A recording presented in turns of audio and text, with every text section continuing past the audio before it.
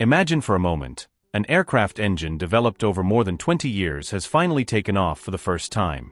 This is no ordinary engine, it is the VK-800, which could revolutionize Russian light aviation and break decades of technological dependence.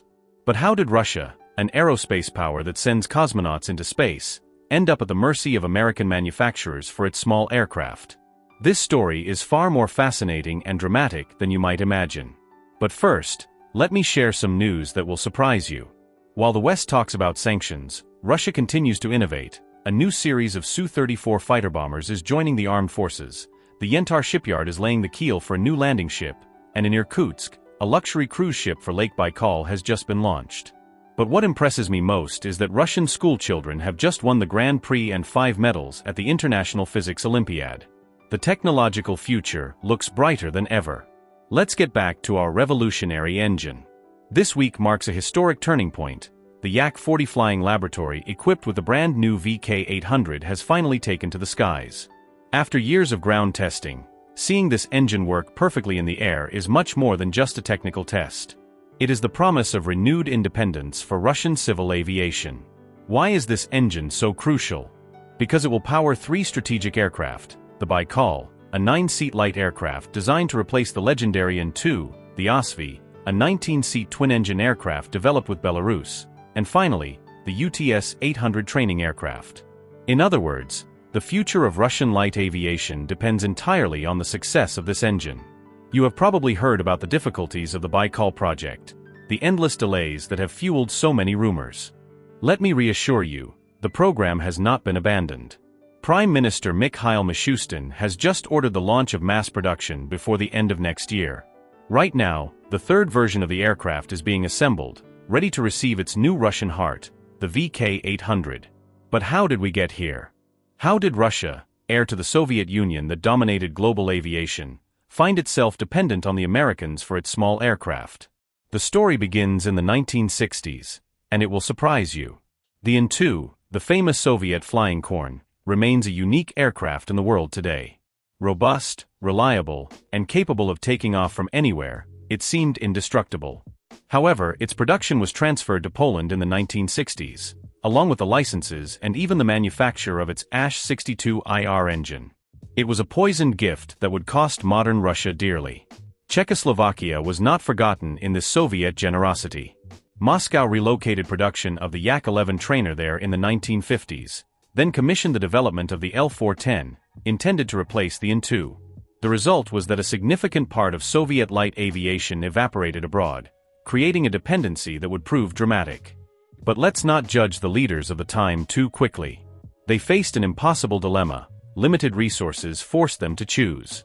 They preferred to focus their efforts on cutting-edge technologies, rockets, fighter jets, technological marvels, while entrusting what appeared to be simple production to their socialist allies.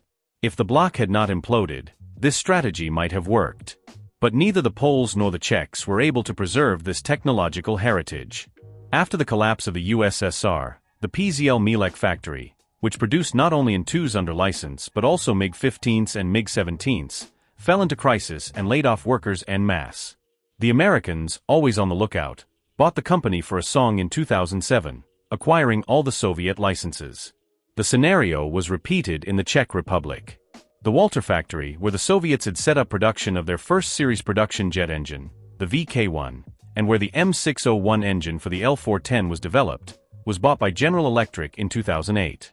Overnight, the M601 became the H-80-100, and the Russians found themselves dependent not on their former allies, but on the Americans.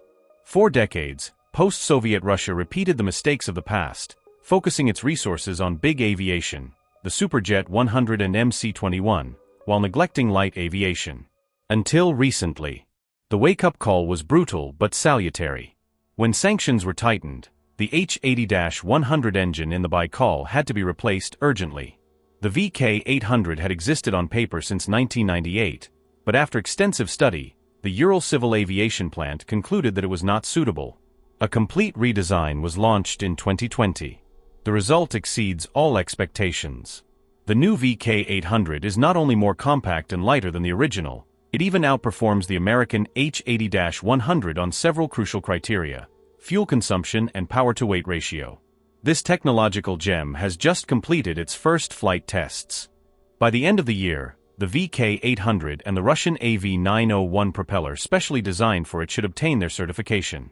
65 years after losing its independence in light aviation, Russia is finally poised to regain this strategic sector. But the story doesn't end there. The export prospects are promising. The global light aviation market is currently dominated by a few Western monopolies, all aligned with anti-Russian sanctions. If Russia soon offers a complete range of aircraft equipped with reliable and high-performance engines, many countries could see this as an attractive alternative to avoid total dependence on American and European manufacturers. Asia, Africa, and Latin America are rapidly expanding markets where competition is set to be fierce. With its new technologies, Russia could well surprise its competitors and regain a prominent place in these emerging markets. The saga of the VK-800 teaches us a fundamental lesson. Technological independence cannot be negotiated. It must be built, preserved, and sometimes regained at considerable cost. Today, Russia seems to have learned this lesson. Only time will tell if it can turn this trial into lasting success.